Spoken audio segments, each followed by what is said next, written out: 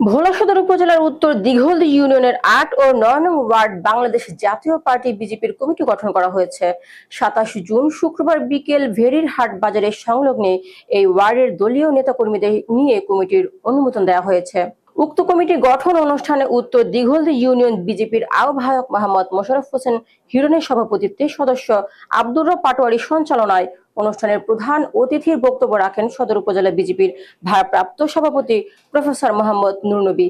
বিশেষ অতিথি সদর উপজেলা বিজেপির সাধারণ সম্পাদক মোহাম্মদ আবুল বাশার বুলবুল, সাংগঠনিক সম্পাদক আইনুর রহমান জুয়েল মিয়া, সিনিয়র যুগ্ম সাধারণ সম্পাদক আবুল বাসেদ বাচ্চু, দপ্তর সম্পাদক সালাউদ্দিন, সাবেক ছাত্রনেতা মোহাম্মদ মামুন মুন্সি, নবগঠিত ৮ নং ওয়ার্ড কমিটির সভাপতি আনসার মাতব্বর, সাধারণ সম্পাদক ডক্টর কামাল, সাংগঠনিক মোহাম্মদ হানিফ এবং ৯ নং ওয়ার্ড কমিটির সভাপতি মোহাম্মদ দেলাওয়ার হোসেন, সাধারণ সম্পাদক মোহাম্মদ আশরাফ আলী, সাংগঠনিক সম্পাদক মোতালেব চৌকিদার।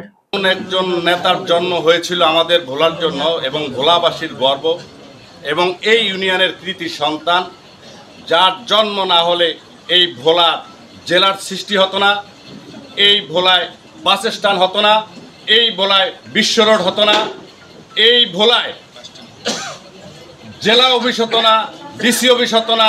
ভোলার রূপকে যিনি চেঞ্জ করেছেন, তার জন্ম এই উত্তর দিঘলদী ইউনিয়নে সেই নাজুর রহমান মঞ্জু।